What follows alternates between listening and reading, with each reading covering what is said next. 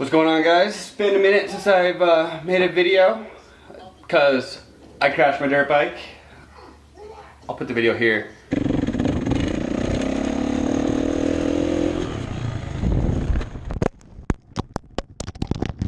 Totally my fault. I think I could have wrote it out, but I bailed. And then after that, I've been getting a lot of tattoo work on my back and stuff. So just didn't want to mess that up because tattoo, that shit's expensive.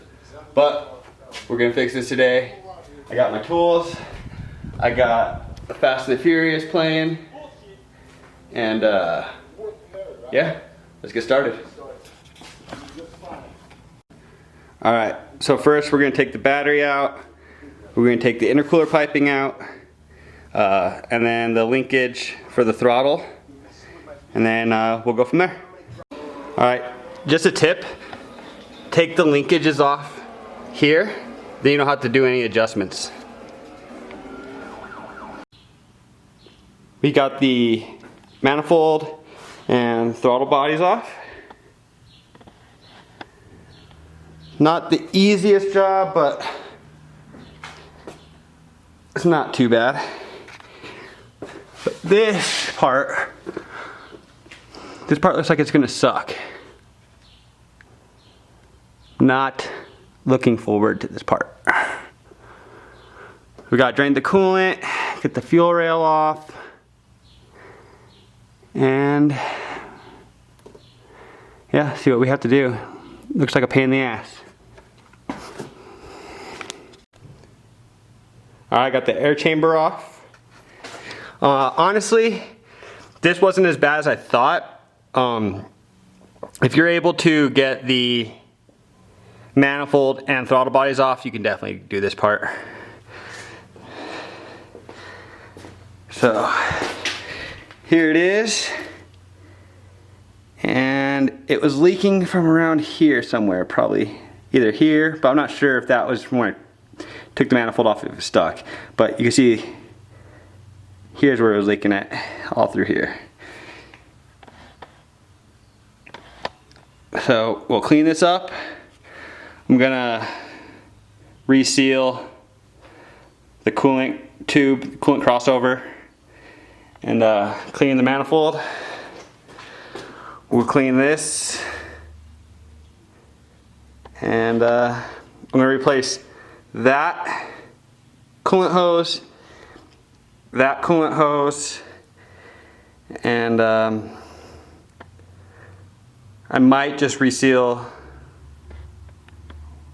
What the hell? I might just reseal that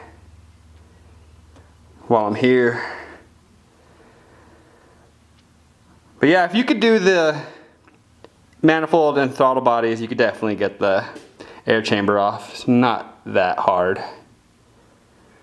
All right, time to clean it up, put it back together. Now that the air chamber's off, just go over a couple things that you should know. Gotta get your fuel rail off. There's a 10 mil, so this obviously sits like this. You can see there's a 10 millimeter bolt there, two 10 millimeter bolts there. Those go on the underside of the manifold. Here and here. You got the hoses, but I'm gonna replace this as a coolant hose. I'm gonna replace that while I have it out. I'm gonna replace this coolant hose while it's out. This, make sure you have it, you know, the bolt down when you're taking the air chamber off, because you'll be fighting these. So what I did is I just put the bolt on the other side of this bracket, made it really easy for me to get it out.